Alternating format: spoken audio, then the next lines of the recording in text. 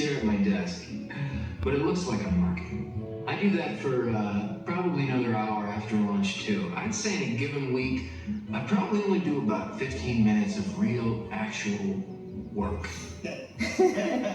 So that's the character Peter from the movie Office Space, but it seems that these days he is not alone, and it's really not that funny. At least half of the American workforce, that's over 80 million people, say they are disengaged and that they do the bare minimum at work. It's a growing trend that is becoming known as quiet quitting your job. Here now, Jerry Willis, Fox Business correspondent, and Stephen Moore, former senior economic advisor to President Trump and founder of the Committee to Unleash Prosperity. I assure you, neither one of these people is quietly quitting anything. They are very hardworking individuals. But this is truly scary. Let's put up these numbers. Workers under 35 years old who are engaged at work dropped 6% since 2019 when the pandemic started. Workers over 35 who are actively disengaged, like barely even paying attention, just skimming by, that's up 6%.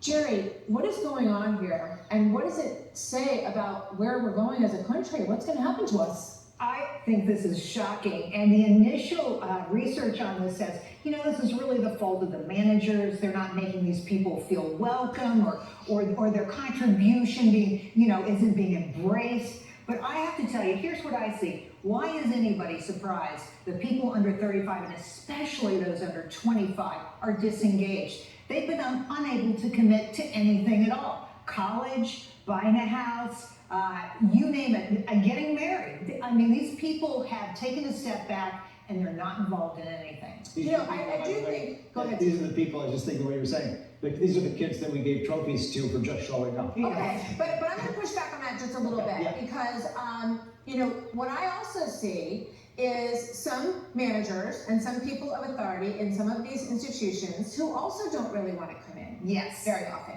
And they're telling these kids who in some cases want to go to work, want to figure out what it's like to actually work in their job after 2 years of doing Zoom school, and they're being told, we're going to be there on Tuesday and Thursday, or maybe you're going to come in 3 days a week. So is there some blame on the upper echelons and the leadership in some of these institutions? Well, you might be right about that, but look, there's a kind of entitlement mentality to young people, not just young people, that you should have a job. When I got out of college, it was in the deep recession of 1982, and you worked as hard as you could to keep that job. You wanted to excel. And we don't have that right now. Now, Martha, what this is showing up in, this trend, is in the worker productivity numbers, which have fallen really sharply over the last couple months. That means businesses are not getting as much work out of their employees as they used to.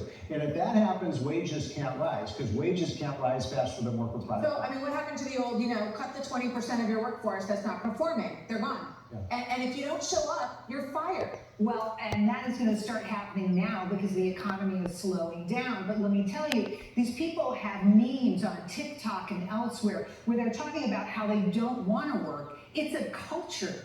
It's not just that they're being spoiled. Don't they have to pay their bills? Don't they want to buy a house eventually? The federal government. I don't understand how these people, how are they going to get by, Steve? Even that money is starting to dry up. People watching the show, the most important thing you can do on your first or second, third or job is excel.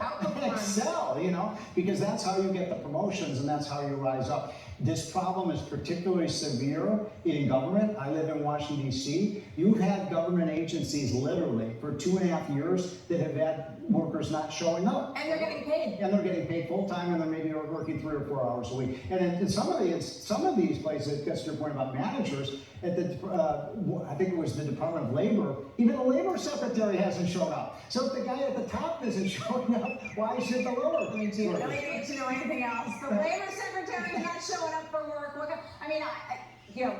about China? What flight, how are we going to compete? How are we going to compete? Exactly. Look, we devalue work in this country. We say it's not important. We say the government's going to pay your way. Mom and dad will pay your way. Not this mom and dad. Get out there. My kids have had jobs since they were 15 years old. Yeah, so did I. That's how you survive, and that's how you succeed in this world. So one of these days, we're going to be forced to wake up, and I hope it happens soon. I think there's so much hope there.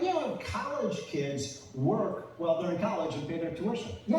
Shocking. We're gonna have to bail out their student loans. Thank you guys. We're all like-minded. We gotta get somebody here.